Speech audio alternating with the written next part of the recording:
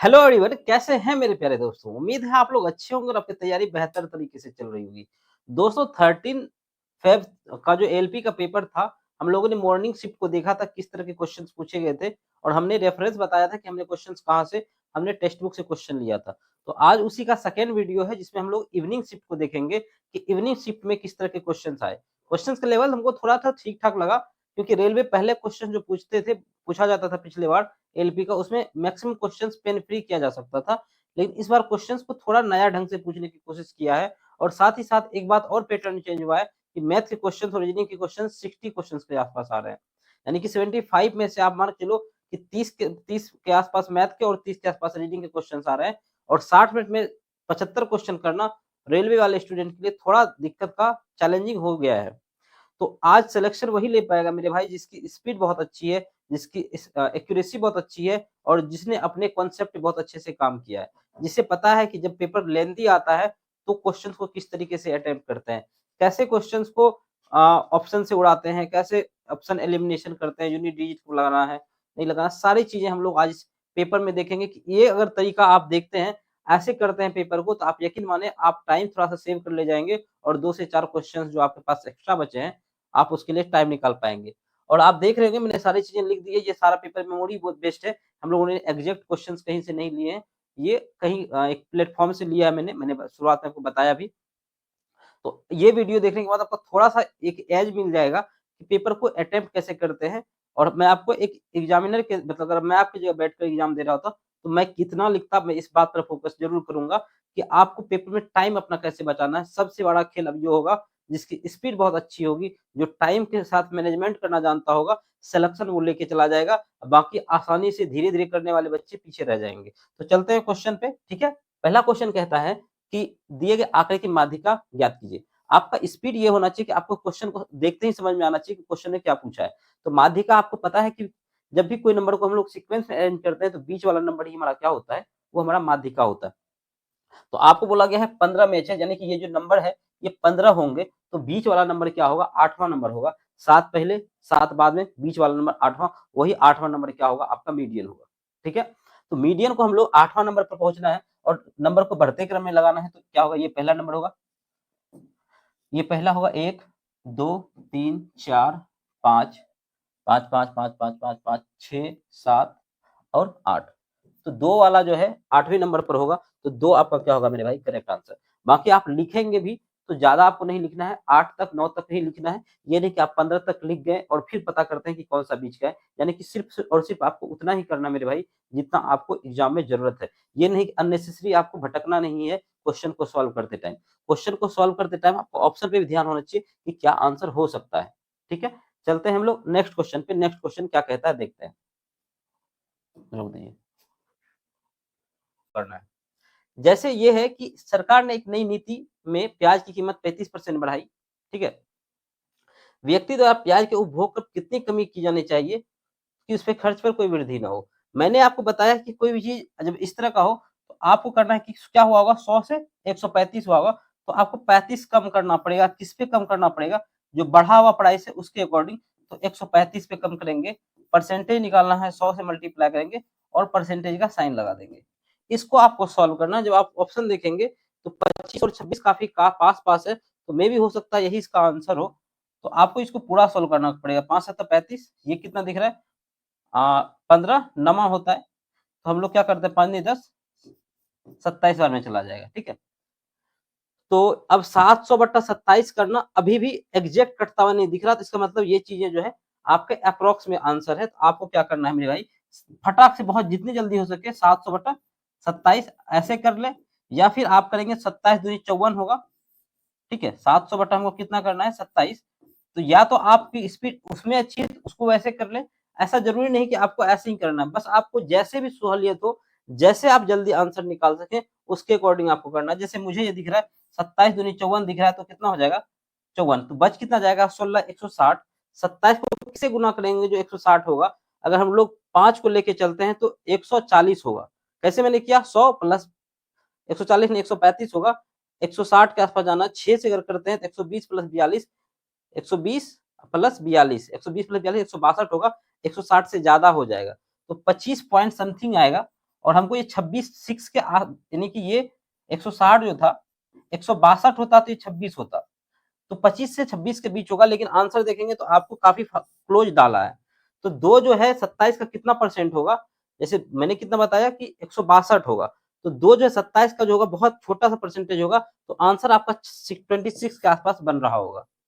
या आप पूरा डिवाइड करेंगे तो आप देखेंगे कि 25.5 समथिंग समथिंग आएगा, तो आपको आंसर अगर 5 से थोड़ा सा भी ज्यादा है तो आपको आंसर 26 के पास लेना है।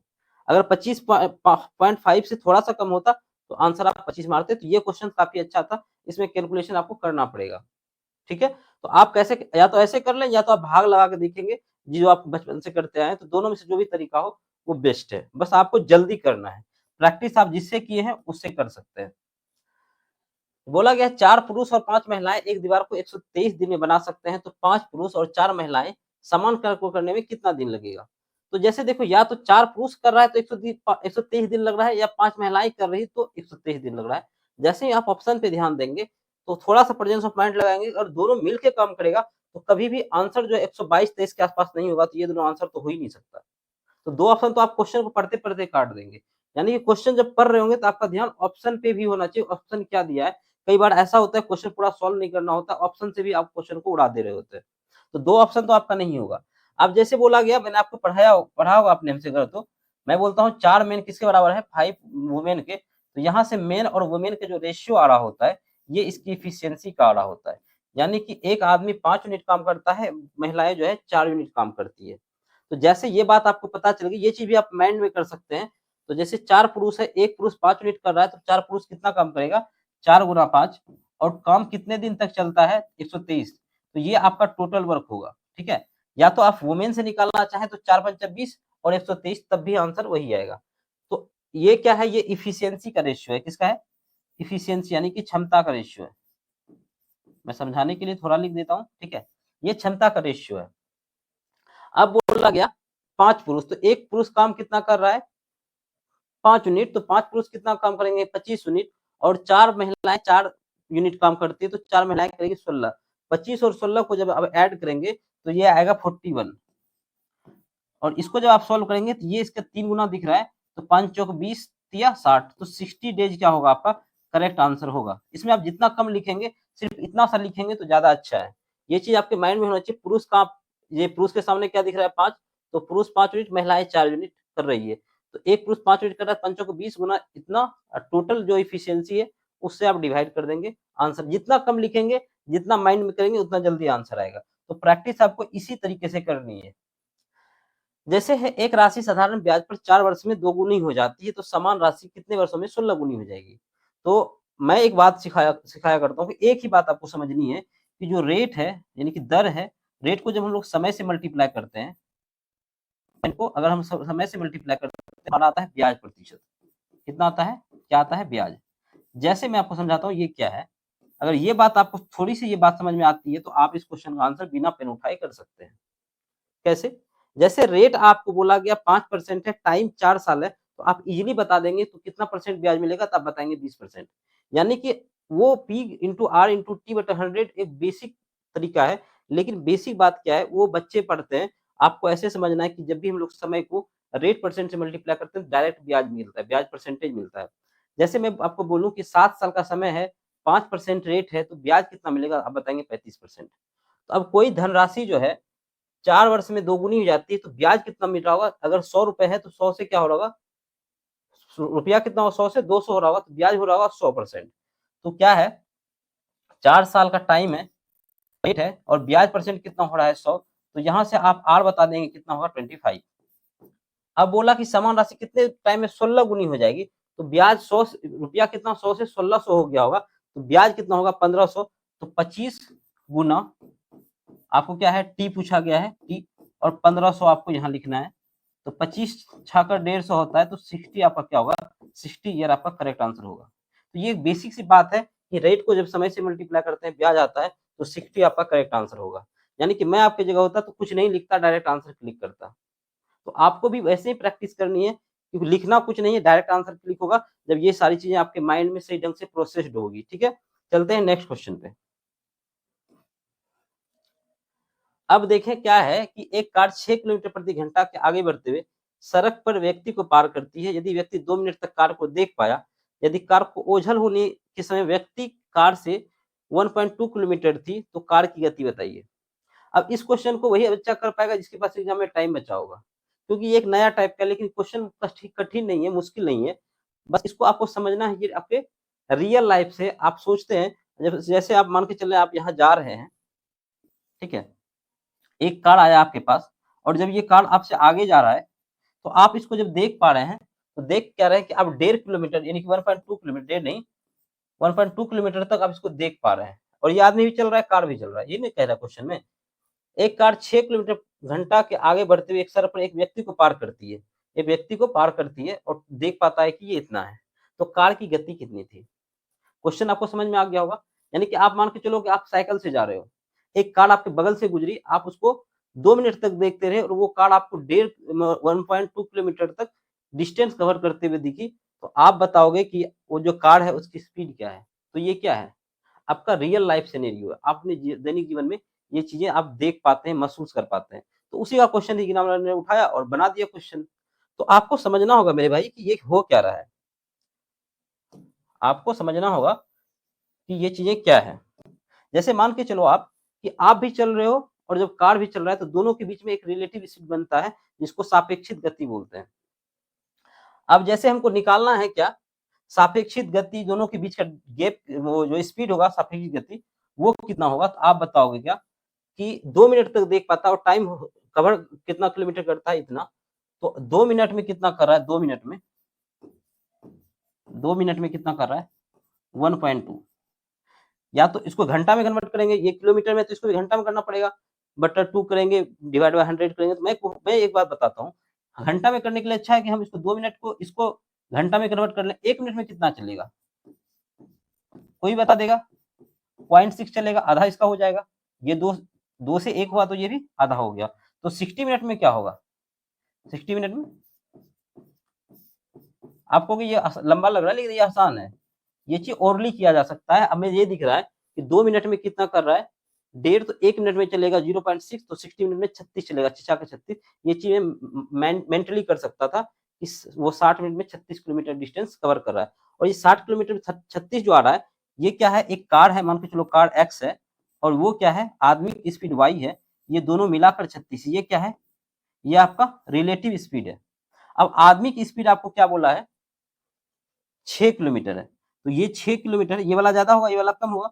तो x बराबर क्या होगा, 36 और 6, 36 6 42, और 42 आपका क्या होगा मेरे भाई, करेक्ट आंसर होगा। तो आपको इस तरह का बेसिक अंडरस्टैंडिंग समझना पड़ेगा कि किस तरीके से चीजें होती है। ये रियल लाइफ सिनेरियो भी आपको क्वेश्चन दिया जा सकता है। अगला क्वेश्चन है, 4 क्रमानुगत सम संख्याओं का औसत 27 है, किस संख्या को जोड़ने पर औसत 28 हो जाएगा। बेसिक बातें हैं, 4 का इतना है, 5 का इतना, गुना करके भी आप निकाल सकते हैं, है ना। 27 गुना 4 कर देंगे,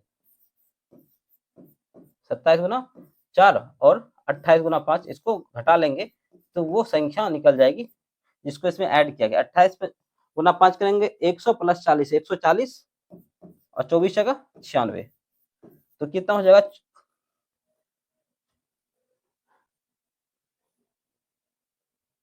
मैंने कुछ गलत किया क्या, ये 27 है, ठीक है, ये 27 है। तो 80 प्लस 28 कितना होगा,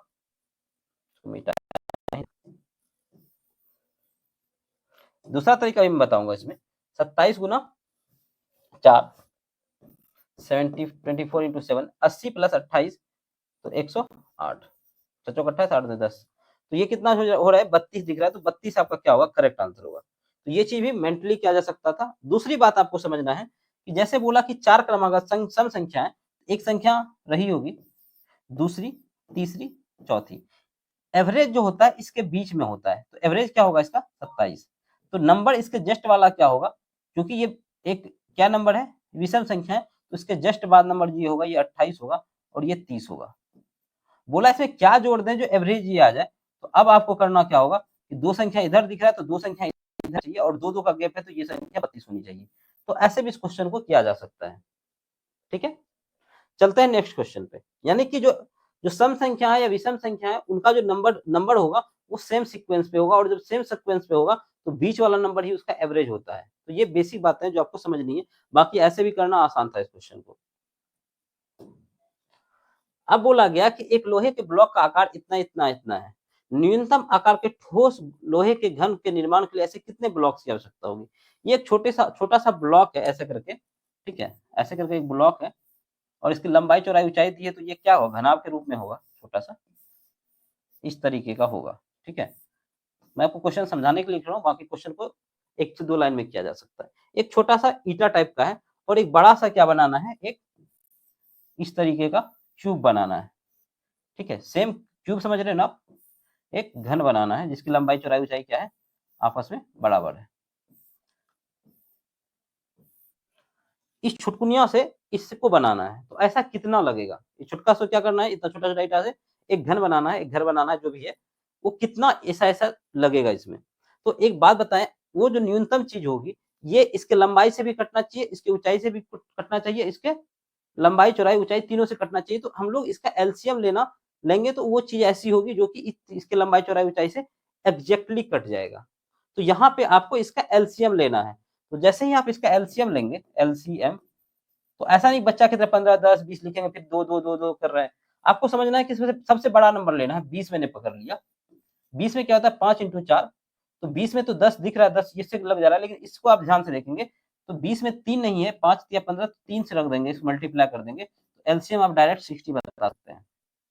ठीक है, अब ये घन जो है, ये 60, इसका साइड क्या रहा होगा, 60 60, यानी कि ये अब इसकी लंबाई चौड़ाई ऊंचाई सबसे कट जाएगा, इसकी भुजा क्या रहा होगा, 60 रहा होगा, हर एक साइड लंबाई चौड़ाई ऊंचाई। अब क्या है कि इसका जो वॉल्यूम होगा एक का, और टोटल का जो उसका वॉल्यूम होगा, जैसे कि इसका बन के चलते हैं, कितना वॉल्यूम है, 15 गुना 10 गुना 20, ये इसका आयतन है, और ऐसे n क्यूब लगेंगे, और एक क्यूब का कितना है आपको दिया गया है, साइड 6, तो इसका आयतन क्या होगा, 60 इंटू 16 इंटू 16। यहाँ से जो आप सॉल्व करेंगे, ये टोटल आयतन हो गया, ये एक ईटा का हुआ, ऐसा n ईटा होगा, तो यहाँ से आप काट देंगे 20 या 60, और ये 0 से 0 खत्म, 15 चौका 60, 4 तिया 12, और 12 छाका 72, तो बी आपका क्या होगा, करेक्ट आंसर होगा। आई होप आपको समझ में आया होगा, मैंने डायग्राम समझाने के लिए आपको बनाया था, बाकी क्वेश्चन का आंसर 2 लाइन में किया जा सकता था। ठीक है, बढ़े आगे, चलते हैं अगले क्वेश्चन पे। अगला क्वेश्चन है, ये ऐसे लिखा हुआ है, 4 2/5 plus 2 1/5 plus 3 3/4 minus x is equal to 10। आपको सॉल्व करना, बताना x का वैल्यू क्या होगा, और जैसे ही आप इसको करेंगे, 5 चौक 20 2 22/5, 10 1 11/5 माइनस 12 और 3 15/4, और ये माइनस 10 आएगा, और इक्वल टू x को इस साइड भेज देते हैं। अगर मैं आपके जगह होता, इतना करते ही मुझे आंसर दिख जाता। कैसे दिखता, अब मैं इसको पूरा सॉल्व नहीं करूंगा, मुझे पता है कि इसका एलसीएम जो आएगा वो 20 आएगा। अब ऊपर कुछ भी आए, ऊपर कुछ भी आए, इसको कितना भी काटेगा, तो ना ही 13 आ सकता है, ना ही 14 आ सकता है नीचे, ना ही 19 आ सकता है, 20 हो सकता है, या 20 का कोई मल्टीपल होगा। तो आपको इतना करने के बाद ही आपको ऑप्शन आंसर दिख जाना चाहिए कि किस तरीके से आंसर को आप क्लिक कर सकते हैं। ये नहीं कि अभी भी आप बच्चे की तरह यहाँ पर भी 30-40 सेकंड लगा देंगे, जिसके कारण क्या होगा कि आपको दिक्कत का सामना करना पड़ सकता है। थोड़ा सा हम लोग क्या कर लेते हैं, इसके थिकनेस को बढ़ा लेते हैं। ठीक है, तो आपको समझ में आ गया होगा, 20 मुझे है पता चल गया, तो आंसर या तो 20 होगा या 20 का कोई फैक्टर होगा, क्योंकि इसको जब आप सॉल्व करेंगे तब भी आपका आंसर क्या आएगा, यही आएगा। ठीक है, चलते हैं नेक्स्ट क्वेश्चन पे। बोला गया कि इतना इतना अनुपात में सबसे बड़ी और सबसे छोटी संख्या का अंतर 27 है, तो सबसे छोटी संख्या क्या है। तो आपको क्या है, रेशियो में चीजें दी गई है, 1/2, रेशियो 2/3, रेशियो 3/4। जैसे आपको रेशियो का अगर पढ़ाया गया होगा, तो बोलते हैं एलसीएम लेते हैं और सबको आपस में मल्टीप्लाई कर देते हैं। 4 तिया 12, अगर इसका एलसीएम 12 आएगा, तो 12 से सबको मल्टीप्लाई करेंगे, 12 2 को काट देगा तो 6 आएगा, 12 3 से कटेगा 4, तो ये 8 आ जाएगा, अब 12 कटेगा 4 से, तो 3, ये 9 आ जाएगा। अब आपसे पूछा है कि सबसे छोटी संख्या क्या है, तो सबसे छोटी संख्या 6 का वैल्यू आपसे पूछा है, और सबसे बड़ी और छोटी संख्या का अंतर कितना है, सबसे बड़ी क्या है, 9 है, तो ये 3 का वैल्यू कितना दिया है आपको, 27, तो आपसे 6 का वैल्यू पूछा है, तो इसका 2 गुना दिख रहा है, तो इसका भी 2 गुना कितना होगा, 54, 27 दूनी 54 आपका क्या होगा, करेक्ट आंसर होगा। ठीक है, आपको लिखना इतना ही है, नहीं कि आप यहाँ 12 लिख के फिर काट रहे हैं आपस में, ऐसा आपको नहीं करना है। आपको जितना जल्दी आंसर तक पहुंच सके उतना अच्छा है। ठीक है, बोला क्या, दिए गए वृत्त में, यहाँ पे मैं वृत्त नहीं बना सका हूँ, लेकिन मैं आपको समझा देता हूँ किस तरह से चीजें होंगी। जीवा AB को D पर स्पर्श DE को मिलाने पर विस्तारित किया गया है। यदि AB 10 है तथा DE 12 है तो BD की लंबाई बताइए। तो आपको डायग्राम पहले लेना है, मैं डायग्राम से समझाता हूँ आपको। बेसिकली आपने पढ़ा ही होगा, एक सर्कल क्या है, एक सर्कल है। बोला इसमें क्या है कि एक जीवा है AB और एक DE क्या है, एक स्पर्श रेखा है। ठीक है, तो जीवा क्या है, यहां से यहां तक एक जीवा हम लोग खींच दिया AB, और यहां से ये D जो है, ये DE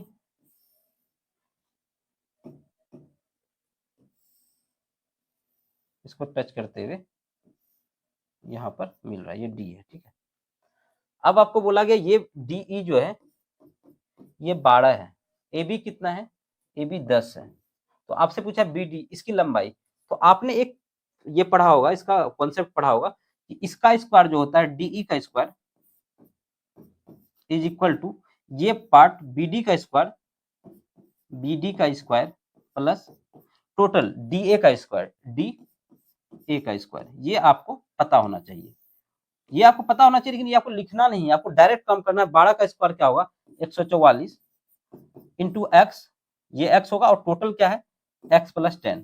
ये आपको सिर्फ इतना सा इस क्वेश्चन में लिखना है।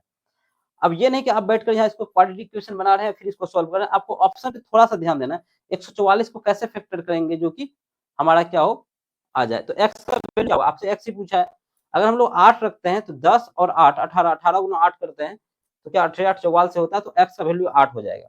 आपको ऑप्शन का सहारा लेना है और आंसर को टिक करना मेरे भाई 8। ठीक है,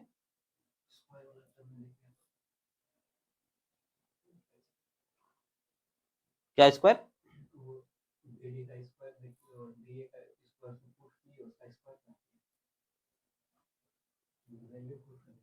अच्छा ये यहाँ पे स्क्वायर करेंगे, अरे मैंने लिखा यहाँ गलत है, ये जो है ना मैंने लिखने में गलती कर दिया। क्या है, ये होता है BD इंटू DA। मैंने जल्दीबाजी में थोड़ा सा मिस्टेक कर दिया, होता ये है, मुझे पता है कि होता क्या है, मैंने डायरेक्ट ये लिख दिया, मुझे मेरा ध्यान कहीं इस पे था, डायरेक्ट उस पे ध्यान थोड़ा कम था। ठीक है, ये होता क्या, इसको मल्टीप्लाई करते हैं, इतना इंटू इतना होता है। ठीक है, आपको ऐसे ही याद रखना, इतना को स्क्वायर करेंगे, इतना इंटू इतना, आपको AD BD लिखेंगे, लिखते लिखते आपका समय निकल जाएगा और क्वेश्चन आपका एग्जाम में छूट जाएगा मेरे भाई। तो आपका प्रैक्टिस इसी रूप से होना चाहिए। चलते हैं, P और R इतना इतना रुपए निवेश करते हैं और व्यवसाय स्टार्ट करते हैं, कुल लाभ इतना रुपया होता है, परंतु P स्वयं लाभ का 10% और R 15% दान कर देता है। दान की कुल राशि क्या है। जब भी पार्टनरशिप का क्वेश्चन मैं आपको बताता हूँ तो आपको कहता हूँ कि अगर जीरो बराबर बराबर दिखे आप उसको उसको तुरंत काट देना। ये आप मान के चलें इन्वेस्टमेंट 15 रुपए क्या होता और ये 20 क्या होता, और काट सकते हैं तो और अच्छी बात है। ये कितना क्या होता, 5 या 15, 5 का 20, यानी कि ये 4 रुपए इन्वेस्ट किया होता तो ये 3 रुपए क्या होता। ठीक है, आपको जितना जल्दी इन्वेस्टमेंट का रेशियो निकालना है उतना अच्छी बात है। अब क्या हुआ कि ये 7 का वैल्यू 4 3 7, इस 7 के बराबर जो है इसी का प्रॉफिट होगा, क्योंकि टाइम दोनों का सेम ही रहा होगा तो इससे इस पे कोई फर्क नहीं पड़ा होगा। 7 का वैल्यू कितना है, 5600। ठीक है, तो आपसे पूछा क्या गया है कि पी अपने लाभ का, ये पी का लाभ होगा, जिस रेशियो में इन्वेस्टमेंट होता है उसी रेशियो में लाभ होता है अगर टाइम फिक्स हो। तो यहाँ टाइम का कोई बात नहीं किया गया, तो हम लोग ये मानकर चलेंगे कि टाइम उसका क्या रहा होगा, फिक्स रहा होगा। तो क्या है कि 4 का क्या है, 4 का कितना परसेंट, 10%, तो हम लोग डायरेक्ट लिखेंगे 4 का 10% कितना होगा, 0.4, और आर का 15%, इसका 15% 0.45, ये कितना हो जाएगा 0.85। आपको 7 का वैल्यू दिया है इतना 5600 और आपको निकालना है 0.85 का वैल्यू, ये कितना होगा। ये इसका कितना गुना दिख रहा है, ये इसका 800 गुना दिख रहा है, इसका भी 800 गुना आंसर होगा। जैसे ही आप इसको 8 से करेंगे गुना, 8 5 40, 8 8 64 और 2 जीरो आएगा तो 2 जीरो का डेसिमल 640 क्या होगा, आपका करेक्ट आंसर होगा, डी आपका राइट आंसर होगा। ठीक है, तो ये भी चीजें आपको जल्दी करनी, ये जो मैंने डेसिमल किया ये सब चीजें फास्ट होनी चाहिए। चलते हैं अगले क्वेश्चन पे। बोला 23 अभ्यर्थी रसायन विज्ञान में और 34 भौतिक विज्ञान में अनुत्तीर्ण हुए, दोनों में अनुत्तीर्ण इतने हुए। तो अब क्या है ना कि मैंने आपको बताया है, एक फॉर्मूला डायरेक्ट हम लोग लिखते हैं a प्लस बी माइनस सी।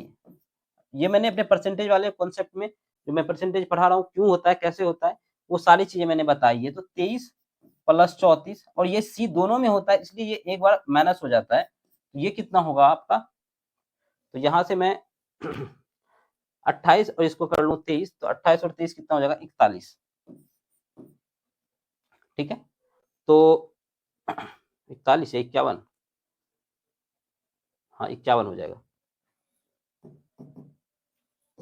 51 हो जाएगा। ठीक है, वो 57 से 6 चला जाएगा 51। अब ये है फेल का, ये क्या निकला हमारा, फेल। तो जो पास हुआ होगा, पास उत्तीर्ण, वो 100 में से घट जाएगा, 100 माइनस 51। तो आप क्या बताएंगे, 49% क्या होगा, आंसर होगा। तो बी आपका करेक्ट आंसर होगा। तो आपको ये चीजें अगर समझनी है तो मैं आपको डायग्राम से भी समझा देता हूँ कि ये बनता कैसे, थोड़ा सा हम लोग बात कर लेते हैं, ताकि अगर आप फर्स्ट टाइम देख रहे हैं तो दिक्कत ना हो। जैसे बोला फेल, तो हम लोग को फेल पे ही काम करना होता है। जैसे बोला दोनों में 6% उत्तीर्ण है, तो 6% यहाँ पर अनुत्तीर्ण है, यानी कि फेल है। और ये मान के चलते हैं हम लोग क्या है, केमिस्ट्री है और ये फिजिक्स है। 6% दोनों में फेल है, 23% अगर केमिस्ट्री में फेल है, तो 6 अगर यहाँ पर है तो यहाँ पर कितना होगा, 23 में से 6 चला जाएगा, कितना होगा, 17। और अगर टोटल 34% है, तो 6 अगर इसमें आ गया तो इसमें कितना होगा, 34 में से 6 चला जाएगा, 28 होगा। तो ये टोटल हमारा फेल होगा। तो अब आप यहाँ जोड़ेंगे तो 27 और 6 कितना होगा, 23, 23 और 28 51 आपका होगा। तो ये क्यों माइनस एक बार हो जाता है, इसलिए हो जाता है कि हम लोगों ने एक बार इधर से भी काउंट कर लिया होता है, एक बार इधर से भी काउंट कर लिया होता है, इसलिए एक बार घटाना होता है, जिसके कारण आपका ऐसे करके आंसर आ जाएगा। यहाँ से भी जोड़ेंगे तो फेल कितना होगा, 51, कितना होगा, 51 नहीं, फेल 51, तो पास कितना होगा, 49%। ठीक है, चलते हैं नेक्स्ट क्वेश्चन पे। आसान है, मैं हमने जो अभी स्टार्ट किया है इधर 100 डे टारगेट बेच, तो उसमें परसेंटेज में ये सारी चीजें मैंने बहुत अच्छे समझाई है। चाहे वन डायग्राम का हो, वन डायग्राम तो नहीं होता, 2 डायग्राम या 3 डायग्राम, उस पर हमने बहुत अच्छे से बात की है, किस तरीके से चीजें होती है। जरा सा भी कंफ्यूजन नहीं रहेगा। अगर आपको कंफ्यूजन है तो उस वीडियो को आप जाकर देख सकते हैं।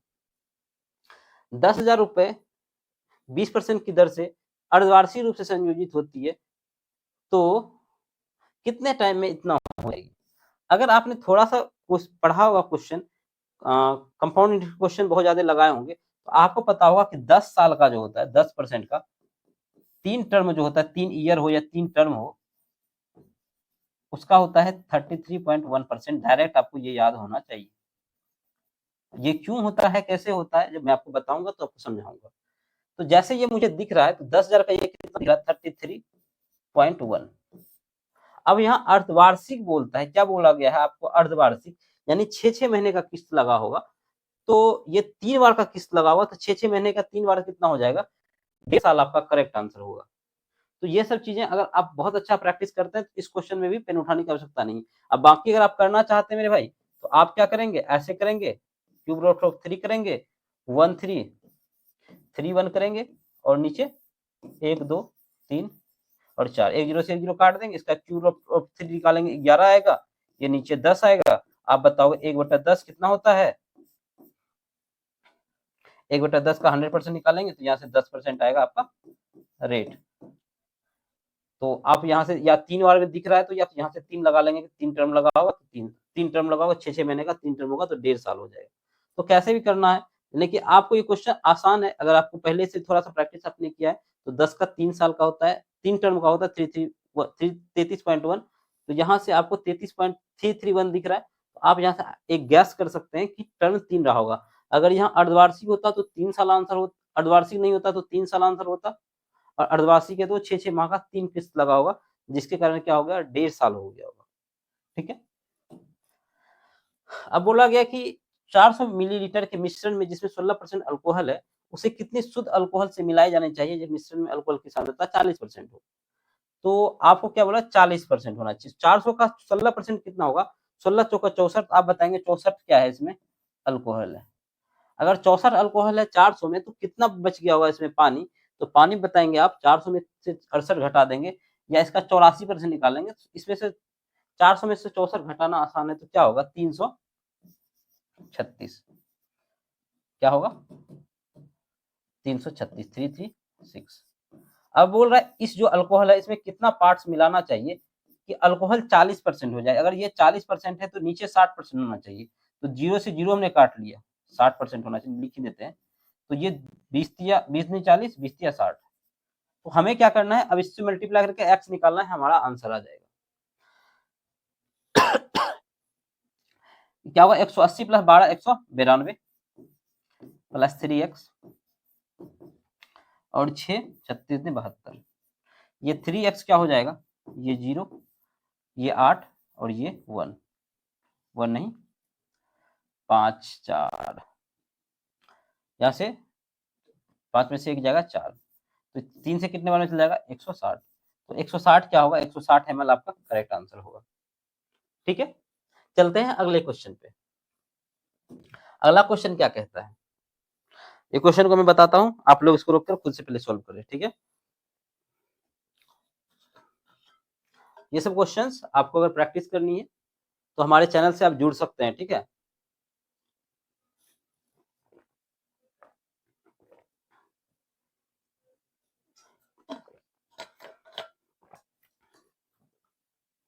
अन्य चैनल पे आपको सिर्फ ये चीज सिखाई जाती है कि क्वेश्चन कैसे बनाते हैं, लेकिन मैं आपको ये सिखाने की कोशिश कर रहा हूँ परीक्षा में आपको क्वेश्चन कैसे सॉल्व करना है, कैसे आपको टाइम को अपने कंट्रोल में रखना है, ताकि जो क्वेश्चन आपको आ रहा है वो तो आप बना ही बनाए, अगर एग्जामिनर 2-3 नए क्वेश्चन पूछ रहा है तो उसके लिए भी आप तैयार हों।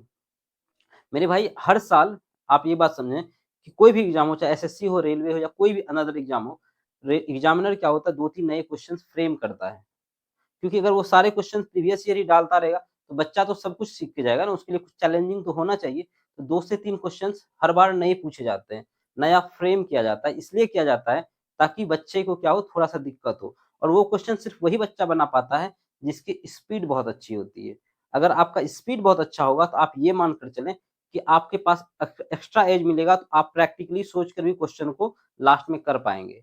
लेकिन अब कोई एक बच्चा ऐसा है, इसको आ तो सब कुछ रहा है लेकिन इसकी स्पीड अच्छी नहीं है, उसको पता नहीं कि पेपर में अटेम्प्ट कैसे करना होता है, कैसे क्वेश्चन को ऑप्शन से उड़ाना होता है, कैसे कई चीज़ें कई बार पूरी नहीं निकालनी होती है, तो वो बच्चा फँस जाता है। नॉलेज होने के बावजूद भी उसका रिजल्ट नहीं हो पाता या वो मैक्सिमम स्कोर नहीं कर पाता, वो बाद में जब एग्ज़ाम हॉल से निकलता है, तो आपने कइयों को ऐसा कहते सुना होगा कि काश मुझे 4 से 5 मिनट और टाइम मिलता तो मैं सारा पेपर कर देता। तो ये सबसे बड़ी समस्या है कि नॉलेज होना और नॉलेज का एग्जीक्यूशन करना दोनों अलग-अलग बातें हैं। आपको दोनों बातों पर बहुत ध्यान देने की आवश्यकता है।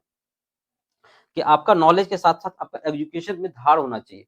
एक योद्धा जो होता है आप देखते होंगे, एक योद्धा जब तक बहुत अच्छा तलवार नहीं चलाना जानता हो, उसमें रफ्तार ना हो तो वो फिर किसी काम का नहीं है। ठीक है? तो आपको अपने कलम की रफ्तार, अपने क्वेश्चन को सॉल्व करने का रफ्तार, अपना दिमाग का जो शार्पनेस है, उसको अच्छे ढंग से मेंटेन करके रखना है। ताकि आपका पेपर समय से पहले अगर कंप्लीट होता है मेरे भाई, तो आप यकीन मानो कि आप पेपर क्लियर कर लोगे। ठीक है? 2-3 नए क्वेश्चन होंगे तो आप उसमें दिमाग लगा के किसी तरीके से काट-छाँट के निकाल ही लोगे आंसर, ठीक है? लेकिन अगर टाइम ही नहीं बचेगा, तो आपको आता हुआ क्वेश्चन भी पेपर में छूट जाएगा। तो आपको टाइम पे बहुत फ़ोकस करना है और क्वेश्चन को सॉल्व करने के तरीके पे भी फ़ोकस करना है कि कम लिखा हुआ, अगर ये क्वेश्चन है, मुझे आता तो मैं लिखता ये 2 से 3 हो रहा है, 3 का वैल्यू 54 है, तो 18 गुना 18 का 36 आंसर होगा।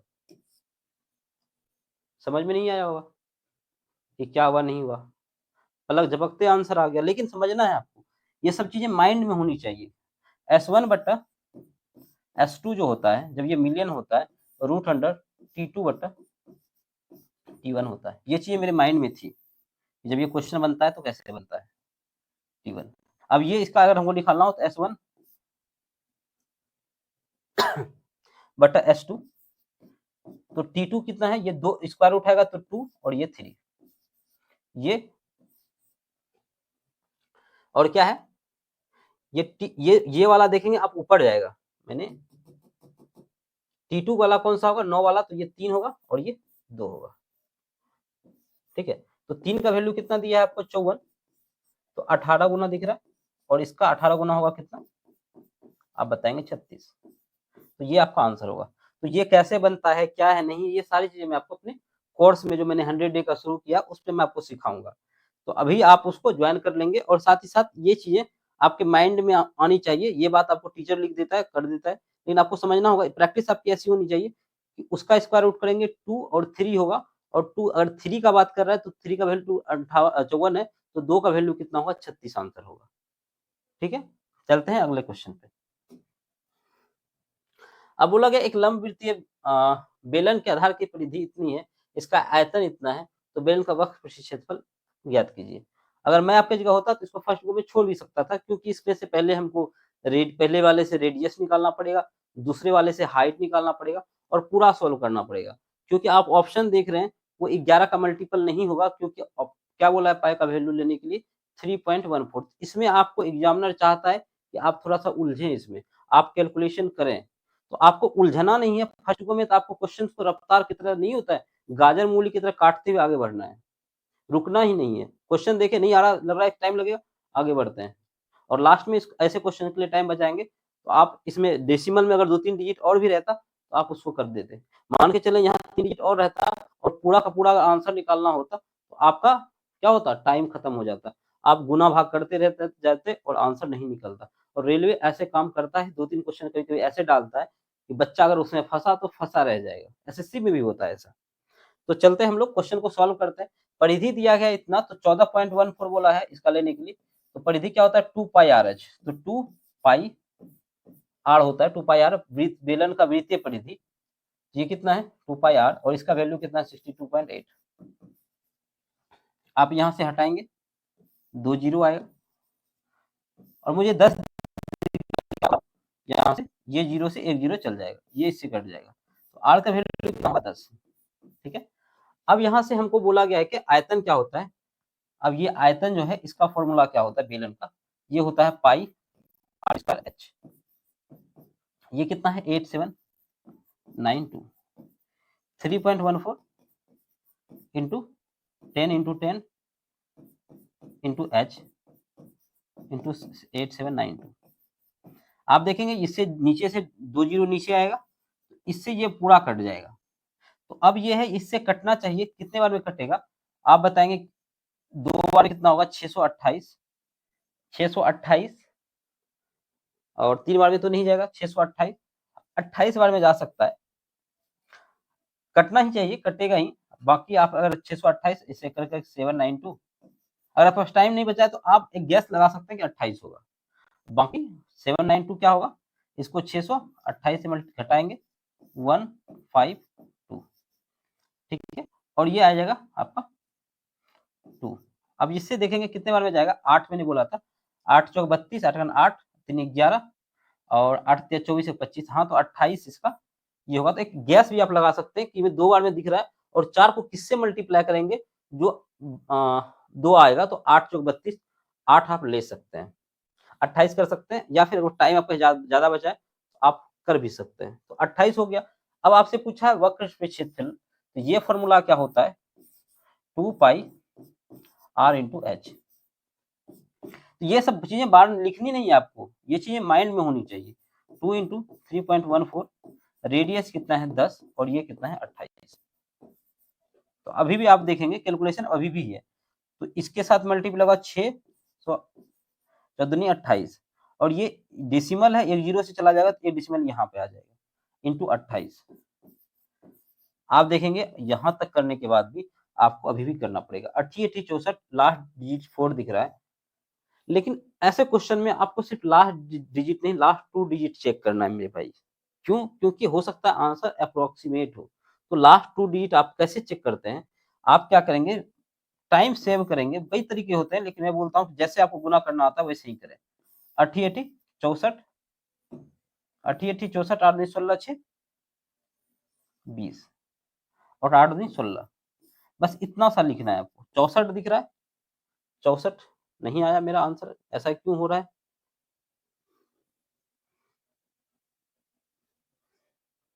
628, 6 28 28,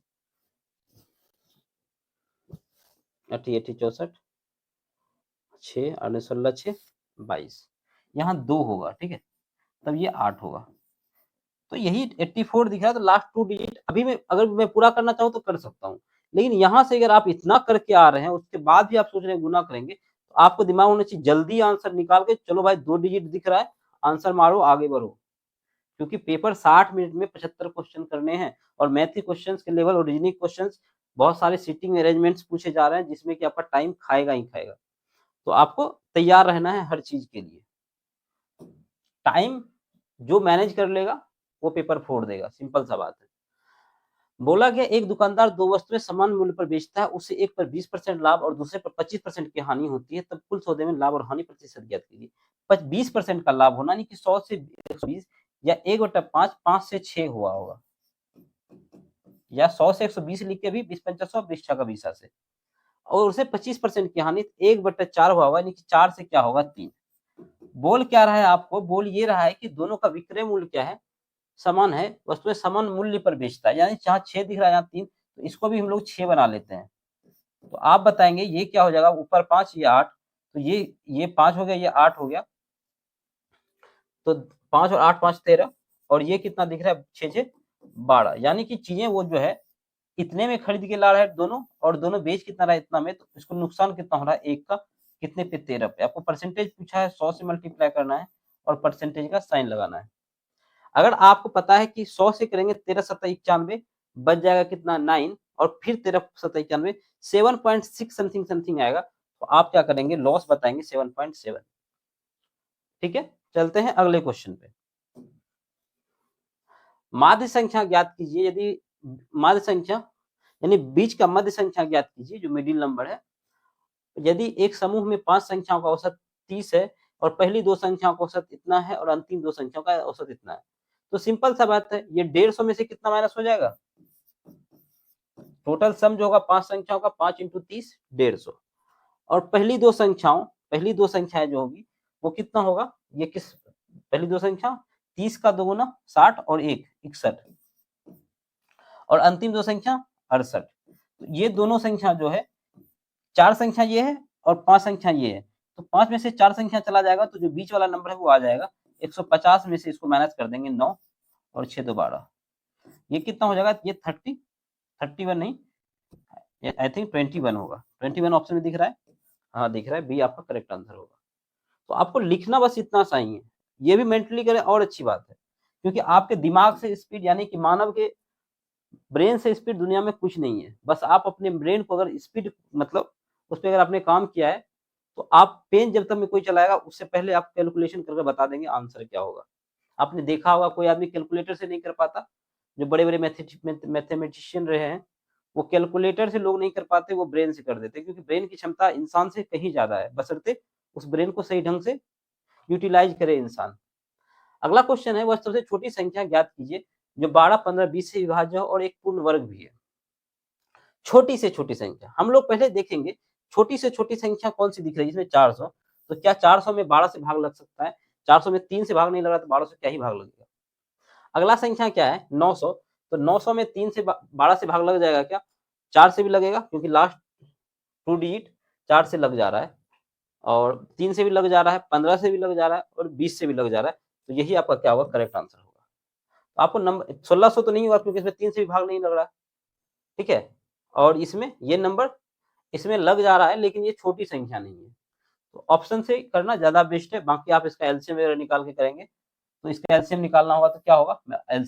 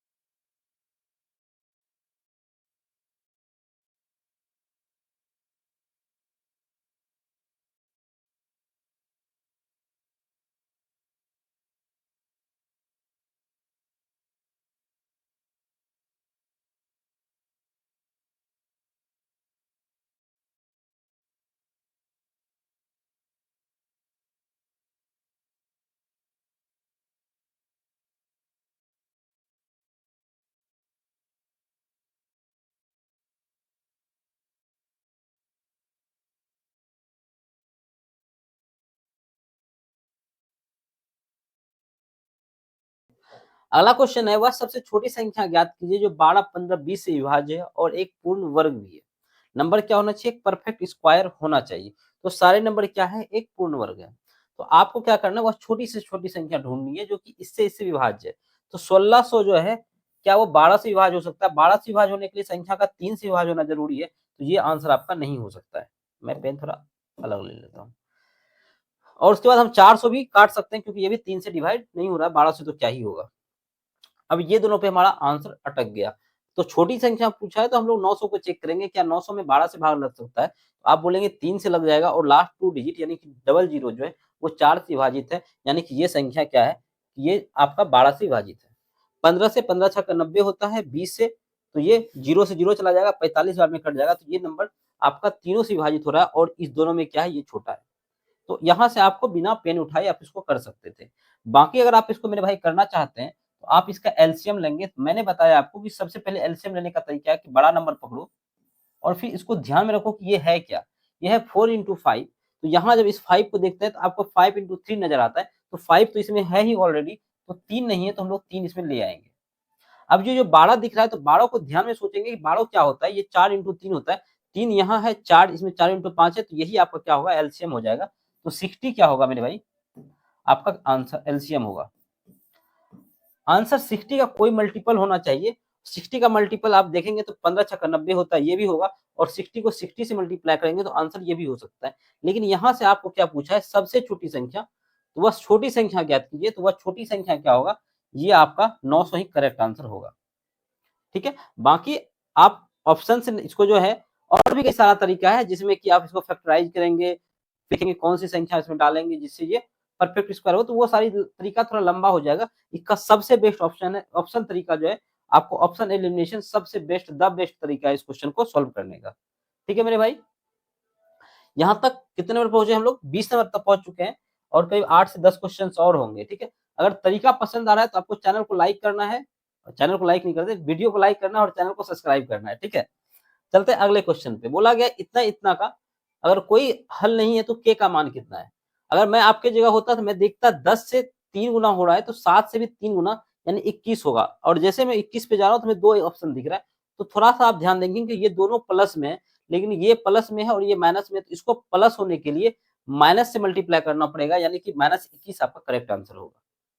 तो ये चीज़ें करने के लिए आपको कुछ चीज़ें पता पहले से होनी चाहिए। आपके बैक माइंड पे बहुत सारी चीज़ें आपको पहले से पता होनी चाहिए। जैसे हम लोग लिखें A1 बटा A2 बराबर B1 बटा B2 बराबर C1 बटा C2। अगर ऐसा कहीं आपको लिखा हुआ दिखे, इसका मतलब होता है क्या होता है? आप बताएँगे नो सॉल्यूशन। नहीं, इसका मतलब होता है मेनी सॉल्यूशन। अगर तीनों इक्वल में हो तो अनेक हल, मेनी सॉल्यूशन यानी कि आप इसको हिंदी में लिखेंगे, क्या लिखेंगे? अनेक हल। ऐसे होंगे तो एक्स वाई जेड का बहुत सारा वैल्यू हो सकता है। अगर A1 बट्टा A2 is not equal to B1 बट्टा B2 is not equal to C1 बट्टा C2। मैं आपको थोड़ा सा इसका बेसिक बातें बता देता हूँ ताकि अगली बार अगर क्वेश्चन कुछ भी पूछे तो आप थोड़ा सा अपना दिमाग लगा सकें। ये होता है यूनिक सॉल्यूशन यानी कि यहाँ एक्स और वाई का जो वैल्यू आता है, यहाँ क्या होता है? एक यूनिक सॉल्यूशन यानी कि हिंदी में इसको क्या बोलेंगे? एक हल। ठीक है? केवल एक हल, यूनिक सॉल्यूशन। ठीक है? अगर आपको ये मेरे भाई दिया हो A1 बटे A2 is not is equal to B1 बटे B2 is not equal to C1 बटे C2, ये 3 केस होता है मात्र।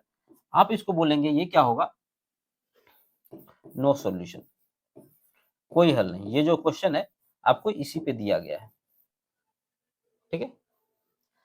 यानी कि अगर आप देखेंगे तो ये वाला टर्म और ये वाला टर्म, इस दोनों यानी कि इस पे और इस पे ज्यादा क्वेश्चन बनाए जाते हैं। आपको A1 बटे A2 दिया जाता है, B1 बटे B2 में से कोई एक टर्म गायब कर दिया जाता है, आपसे पूछा जाता है। तो 10 यहाँ 10 रखेंगे, यहाँ 30 रखेंगे, यहाँ 7 रखेंगे, तो यहाँ क्या रखेंगे? तो यहाँ अगर माइनस पहले से किया है तो आंसर माइनस में आएगा, तो -21 होगा। तो ये सारी चीजें आपको पता होनी चाहिए। बाकी इस क्वेश्चन को पेन फ्री ही आपको करना है कि कितना गुना हो रहा है। अगर आप उसको देखेंगे तो 10 या 30 गुना हो रहा है तो 7 या 21 गुना आंसर होगा। अगर ये माइनस में और बाकी सब जगह प्लस है तो आंसर भी क्या होगा? माइनस में। बाकी आप इस जगह रखकर निकाल सकते हैं। ठीक है मेरे भाई? चलते हैं अगले क्वेश्चन पे। क्योंकि समय आपका बहुत मूल्यवान है, तो समय को ध्यान में रखते हुए क्वेश्चन को ऐसे ही करना पड़ेगा। अब बोला गया जैसे ये दिया गया है मध्यानुपातिक, तो आपको पता है जब मध्यानुपातिक निकालते हैं इसका स्क्वायर रूट निकालते हैं 18 गुना 8 144, इसका स्क्वायर रूट क्या होगा 12, तो आप यहाँ से ए का वैल्यू क्या बता देंगे 12, ये क्या होगा 12 दूनी 24 और 10 और 5 का क्या पूछा तीसरा अनुपातिक, तो इसका जब थर्ड प्रोपोर्शन निकालते हैं तो बी स्क्वायर बटा ए होता है 100 डिवाइड बाय 5 तो कितना होगा 20, जब इसको आप यहाँ पर रखेंगे 20 into 3 तो 60 होगा, 84 क्या होगा आपका करेक्ट आंसर होगा। लेकिन इसके लिए आपको मेरे भाई आपको पता होना चाहिए माध्यानुपातिक क्या होता है, ये होता है रूट अंडर ए इंटू बी, जो भी संख्या दिया गया है उसका।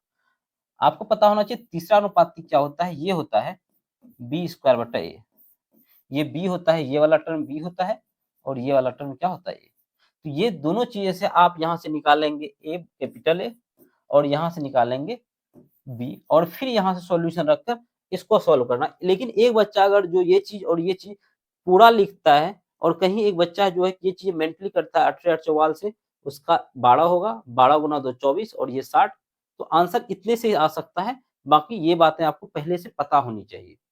जो टीचर आपको पढ़ा रहे हैं वो सिर्फ आपको ये बता देते हैं, लेकिन ये नहीं बताते इसको लिखना नहीं है, ठीक है। अगर आप मेंटली करेंगे तो आपका समय कम लगेगा और आप क्वेश्चन को जल्दी और ज्यादा कर पाएंगे, टाइम आपका सेव हो जाएगा। ये सेम क्वेश्चन एक रिपीट हो चुका है जो मैं पहले बता चुका हूं, जिसका आंसर क्या आया था 36 और 6 42 आया था इसका आंसर, ठीक है। आप इस क्वेश्चन को लिए तैयार रहें, ये क्वेश्चन पहले भी पूछे, पहले कभी नहीं पूछेगा, ये नया टाइप का मुझे लग रहा है, मैंने तो नहीं देखा पहले, लेकिन ये आपके प्रैक्टिकल लाइफ से है, यानी कि आप अपने दैनिक जीवन में अगर देखते हैं तो आप इसको रिलेट कर पाएंगे। तो इसका मैंने बहुत अच्छे से पीछे समझाया है, आई होप आपको इसका क्वेश्चन का सॉल्यूशन समझ में आया होगा। ये क्वेश्चन भी रिपीट है, आई थिंक 2 क्वेश्चन रिपीट है जिसके कारण दोस्तों अगला क्वेश्चन क्या है कि 280 व्यक्तियों का वेतन देते हुए आंकड़े दिए गए हैं, माध्यिका वेतन की गणना कीजिए। ये आपका सैलरी है और ये नंबर ऑफ पर्सन है। तो जब भी आपको ग्रुप डाटा का मीडियन पूछा जाए तो आपको करना क्या होता है भाई, आपको सबसे पहले कम्युलेटिव फ्रीक्वेंसी निकालना होता है। फॉर्मूला क्या होता है मीडियन का, यहाँ लिखते हैं लोग, ये होता है l plus n by 2 minus c f बटा एफ इंटू एच, ठीक है। आपको कम्युलेटिव फ्रीक्वेंसी निकालनी होती है, आपको इसको ऐड करते जाना होता है। ये 49 हो गया, 49 में 133 जुड़ेगा कितना होगा, अगर हम लोग इसको 50 बना दें, 50 132 में जुड़ेगा तो 182, 182 में अगर 60 जोड़ेंगे तो 142 और 3 145, 160, ये 245 होगा, तो 182 यहाँ पे क्या हो जाएगा 245, यहाँ 260, 266 और इसमें 7 ऐड होगा तो 273, 277, 289 और 280, ये आपको होता है। और यहाँ से जो n होता है n, वही हमारा जो सम होता है टोटल कितना हो गया 280, ये n होता है, ठीक है। और ये जो हमारा CF है n बटा 2 क्या होता है 140 हो जाएगा, इसका आधा। तो 140 से जस्ट बड़ा कौन सा नंबर दिख रहा है आपको, ये दिख रहा है 49, 49 से बड़ा ये नंबर, तो यही आपका क्या हो जाएगा मीडियन क्लास। मीडियन क्लास का लोअर लिमिट क्या है 10, तो आप L के जगह पे क्या रखेंगे 10। n बटा 2 हम लोगों ने कितना निकाला था 140। CF कितना है, CF कम्युलेटिव फ्रीक्वेंसी किसका निकालेंगे प्रीसीडिंग क्लास का, ये होता है CF 49, तो माइनस 49 और F कितना है, ये होता है frequency of the median class, ये कितना है 133 133 और H कितना है, H से में हाइट कितना दिख रहा है 5, ये जो डिस्टेंस आपको डिफरेंस दिख रहा है 5 5 का, यही इसका क्या होता है H होता है। तो इसको सॉल्व करना है तो कैसे सॉल्व करेंगे 10 लिखेंगे और यही घट जाएगा, इसमें कितना होगा अगर हम 40 घटा देंगे 100, 100 में से 9 घटा देंगे 91 गुना 5 बटा 133, ठीक है। तो यहाँ से क्या होगा 100 मतलब 10 और 5 9 5 45 बटा यानी कि 455 बटा 133। जब आप इसको डिवाइड करेंगे 33 39 390 होता है, तो 13 पॉइंट समथिंग समथिंग आपका आंसर होना चाहिए, इसलिए ए आपका क्या होगा, करेक्ट आंसर होगा। ठीक है, बढ़ते हैं अगले क्वेश्चन पे, देखते हैं अगला क्वेश्चन क्या है। रुके हो? अब बोला गया है कि एक लंबवृत्तीय शंकु है जिसकी त्रिज्या ऊंचाई इतनी है, तो शंकु का वक्रपृष्ठीय क्षेत्रफल ज्ञात कीजिए। शंकु का वक्रपृष्ठीय क्षेत्रफल क्या होता है, मैं यह बार बार क्यों लिखूं, इसका फॉर्मूला होता है पाई आर एल। शंकु पता है आप लोगों को, जब आप बेसिक पढ़ते हैं तो आपको बताया जाता है ऐसा क्यों होता है, कैसे क्या है। आपको पाई का वैल्यू 22/7 बोला है, ले लिए हम। आपको त्रिज्या ऊंचाई ऊंचाई दिया है, तो आप एक पाइथागोरस ट्रिपलेट्स पढ़ते हैं 7, 24, 25।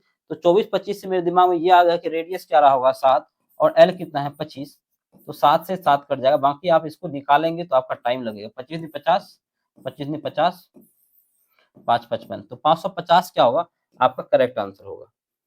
तो आप 7, 24, 25 यानी 25 और 24 को देख कर आइडिया लगा सकते हैं कि एक पाइथागोरस ट्रिपलेट्स बनेगा जहाँ की जो रेडियस रहा होगा 7, हाइट 24 और स्लांट हाइट क्या रहा होगा 25 रहा होगा।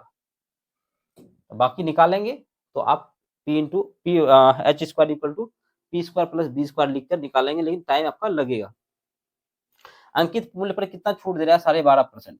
जैसे ही आपको 12.5% दिखे तो आपके दिमाग में आना चाहिए 1/8 होता है। ठीक है, इसके बाद इसे कितने में बेचा जाता है छूट के बाद, तो 8 के समान पर 1 का छूट, यानी कि सामान कितने में बेचा जा रहा है 7 में। इस 7 की वैल्यू कितनी है 700। यदि छूट नहीं दी गई होती, यानी कि इसे 8 पे बेचा गया होता, तो लाभ कितना होता 60% का होता। तो अगर 7 की वैल्यू इतनी है तो 8 का वैल्यू कितना है, आप बताएंगे। 7 का वैल्यू 700, तो 8 का वैल्यू 800। जब भी कोई आदमी 800 रुपए में कोई वस्तु बेच रहा है तो उसे 60% का लाभ होता है। इसका मतलब ये हुआ, यानी कि आपको एक बात समझना है कि कोई भी वस्तु जो क्रय मूल्य है वो अपने आप में 100% होती है। अगर उसको 60% का प्रॉफिट मिला है तो वस्तु को 160% में बेचा होगा। यानी कि जो 800 है ये 160% का वैल्यू है। कितना है ये 800, और आपको निकालना मेरे भाई कितना का 100%, यानी कि सीपी का वैल्यू निकालना है। आप बताएंगे ये इसका कितना दिख रहा है, 16 पंचा 80, 5 गुना दिख रहा है। तो इसका 100 का गुना 1 का वैल्यू, 1% का वैल्यू कितना हो गया 5, तो 100% का वैल्यू कितना होगा 500। ये आपका करेक्ट आंसर होगा, यानी कि 500 रुपीज क्या होगा आपका राइट आंसर होगा। ठीक है, चले अगले क्वेश्चन पे। अगला क्वेश्चन है 27 नंबर क्वेश्चन। इसमें आपको पूछा गया है बहुलक क्या है। आपको पता है ये क्या है, नंबर ऑफ फ्रीक्वेंसी, कोई चीज कितनी बार आया है। तो ये चीज कोई संख्या 4, कोई चीज 4 बार आया है, कोई 12 बार आया है, कोई 8 बार, कोई 16 बार, कोई 10 बार, कोई 15 बार। तो चीजें जितनी बार आती है, नंबर ऑफ फ्रीक्वेंसी जितना होता है उसी को बहुलक बोलते हैं। तो 7 वाला जो चीज है वो 16 बार आया है, 16 बार आया है, तो आंसर आपका क्या होगा मेरे भाई 7 होगा। आई होप आपको समझ में आया होगा। मैंने क्या बताया आपको कि जो फ्रीक्वेंसी होती है, कोई भी जब आप बहुलक पढ़ते हैं, मोड पढ़ते हैं, तो पूरे के पूरे डाटा में कोई चीज कितनी बार आया है, जो जितनी बार आता है वही बहुलक हो जाता है। तो 7 जो है 16 बार आया है, तो क्या होगा, सबसे मैक्सिमम टाइम यही आया है 7। तो 7 आपका क्या होगा करेक्ट आंसर होगा। तो इस क्वेश्चन में भी आपको पेन उठाने की आवश्यकता नहीं है, बस आपको समझना है क्वेश्चन कैसे करते हैं। अब देखिए, करण ने अपनी कार को इतने में बेचा, 13% के रजत पर को बेचा। रजत ने कार को 3% के नुकसान पे वापस बेच दिया। पूरे लेनदेन में करण का अतिरिक्त लाभ क्या है। आपसे ये नहीं पूछा करण टोटल लाभ कितना कमा रहा है, वो आपसे पूछा एडिशनल लाभ। क्यों एडिशनल लाभ, क्योंकि अब वो वस्तु फिर से करण के पास आ गई। किसके पास, करण के पास। करण ने एक वस्तु लिया, एक लड़के को बेच दिया, उससे उसको कितना मिला 13% का लाभ मिला। रजत को बेचा था, रजत ने क्या किया, उसने बोला चलो हटाओ, मुझे 3% का लॉस पे तुम सामान खरीद लो। तो ये पूछ रहा है इसको जो एडिशनल जो वापस जो सामान खरीदा इसने 3% के नुकसान पे उसने बेचा था, इससे इसको लाभ कितना मिला। यही बात है इस क्वेश्चन का मतलब। तो आपको क्या करना मेरे भाई, आपको अगर मैं ये पूछूं रजत ने सामान कितने में खरीदा हुआ, तो आप बताओगे रजत जो है इसका 13 गुना 113 गुना 13 8 से कितना होगा 13 8 104। तो इसमें जोड़ेंगे हम लोग, या फिर आप इसको निकाल देंगे 8 1 2 3 या 113%, 113%। ये इतने में रजत को वस्तु मिला होगा, यहां से चला गया 2 जीरो, और क्या होगा 8 तिया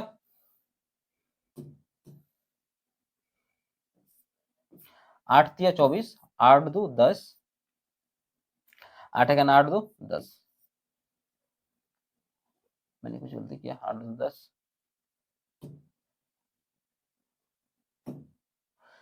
क्या हो गया, 8 3 24, 8 1 8 2 10, 8 1 8 1 9, इस पे कितना जीरो, 2 जीरो।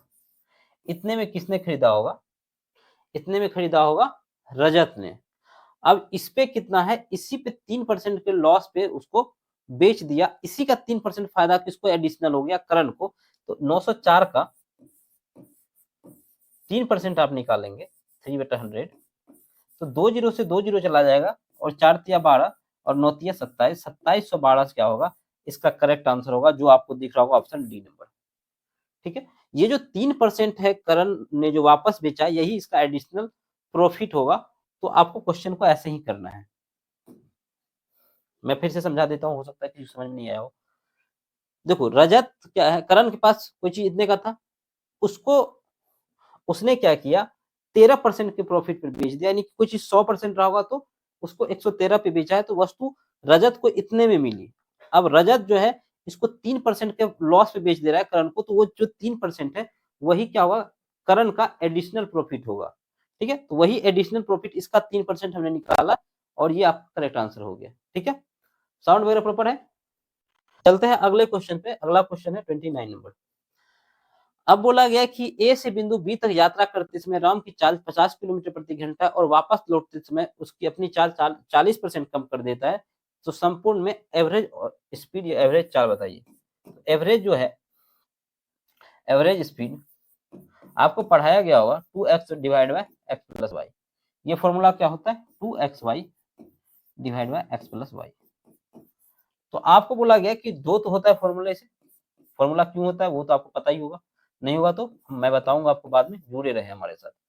50 की स्पीड है, ठीक है, और उस पर 40% का अगर कम कर दे रहा है स्पीड, तो रह गया होगा कितना, 60। तो 50 का 60 कितना होगा, तो ये होगा 30, 50 गुना 60/100, और 50 प्लस 30 80, 50 और 30 कितना हो जाएगा, 80। आप बताएंगे, 0 से 0 चला गया, 2 से 4, और ये 150 को हमको किससे डिवाइड करना है, 4 से 75, 75 का आधा 37.5, जो आपको ऑप्शन डी दिख रहा है।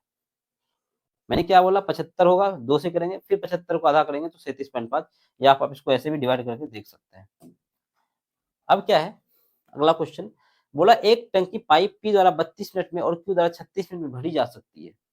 ठीक है, जब पाइप आर 20 मिनट में खाली की जा सकती है, यदि तीनों पाइप एक साथ खुले हैं तो आधी टंकी कितने टाइम में भर जाएगी।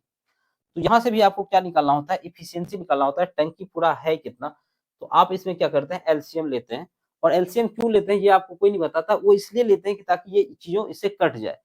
तो एलसीएम लेते टाइम हम लोग क्या करेंगे, देखेंगे क्या एलसीएम होगा, 32 से 36 होता है, आप 36 को पकड़ लेंगे, क्योंकि 36 में क्या होता है, 4 नमा 36, तो यहाँ 4 तो 4 8 32, तो 4 तो इसमें एक है, तो 8 नहीं है, तो 8 हो गया। 4 5 20, 5 कहीं नहीं, तो इसमें क्या हो जाएगा, 5, यही आपका क्या होगा, एलसीएम होगा। तो एलसीएम लिखना आवश्यकता नहीं है। ठीक है, आपको इतना लिखना है। अब बोला गया टैंकी 32 मिनट में भर सकता है, तो पी का जो इफिशियंसी होगा 32 से इसको डिवाइड करना है, तो 8 है यहाँ, और 4 9 36 है, तो यहाँ 9 5 45, पी क्या होगा, पी का इफिशियंसी 45 होगा, और क्यू का कितना होगा, 36, 8 5 40 होगा, और आर द्वारा 20, तो 5 को इसमें 4 अगर दे देंगे 20, तो यहाँ कितना बचेगा, 2 36 नहीं 72 हो जाएगा। तो जो आर है वो 72 खाली कर रहा है, माइनस इसका इफिशियंसी 72 है। 95 में से 72 चला जाएगा, 13 आएगा, तो 36 गुना 8 गुना 5, बोला इसका आधा भरना है, और मैंने कितना बोला, ये दोनों भरने वाला है और ये खाली करने वाला, तो ये दोनों मिलकर भर रहा है 95, 95 से 72 चला जाएगा, 13 आ जाएगा। जैसे मैं यहाँ पहुंचूंगा, थोड़ा सा ऑप्शन पे ध्यान दूंगा, तो मुझे क्या दिख रहा है कि ये 13 किसी को भी नहीं काट पाएगा, तो इसका मतलब नीचे में 13 होना चाहिए, जिसमें इसमें नहीं दिख रहा, इसमें नहीं दिख रहा, इसमें दिख रहा है, इसमें नहीं दिख रहा, तो आंसर सी इसका करेक्ट आंसर होगा। यानी कि पूरा करने की आवश्यकता नहीं है, बाकी आप करेंगे तब भी आपका क्या होगा, ऐसा ही आंसर आ रहा होगा। तो ये हमारा क्या था, लास्ट क्वेश्चन था, जिसमें मैंने आपको बताया कि क्वेश्चन को एग्जाम में आप कम टाइम में कैसे खत्म करेंगे, कैसे आप पेपर को अटेम्प्ट करते हैं, कैसे आधा क्वेश्चन सॉल्व किए ही आप आंसर अदर्स क्वेश्चन सॉल्व करते-करते आप आंसर को क्लिक कर सकते हैं। यानी कि जब भी आप क्वेश्चन को सॉल्व करें मेरे भाई, तो आपका ध्यान ऑप्शन पे भी होना चाहिए, क्या ऑप्शन से भी क्वेश्चन सॉल्व हो जा रहा है? क्योंकि ऑप्शन से चीज़ें काफ़ी आसान हो जाती है और चीज़ें आपको मेंटली बहुत ज़्यादा करने की आवश्यकता है, नहीं तो आप पूरी ज़िंदगी लिखते रहेंगे, कॉपी खत्म हो जाएगा, लेकिन फिर भी एग्ज़ाम में आपका टाइम क्या होगा? आपको टाइम की कमी हो सकती है। तो हमारे चैनल पे इसी तरीके के कंटेंट आपको प्रोवाइड करवाया जाएगा। हमने एक बैच भी स्टार्ट किया 100 डे का, जिसमें परसेंटेज हम लोग खत्म कर चुके हैं। तो आपका जिसका भी एग्ज़ाम एएलपी का है, आपको ऑल द बेस्ट कल के लिए और मिलते हैं किसी अगले वीडियो में, जिसमें हम ऐसे ही कुछ अच्छे-अच्छे कॉन्सेप्ट आपको सिखाते रहेंगे। तो अपना और अपनों का ख्याल रखें। जय हिंद।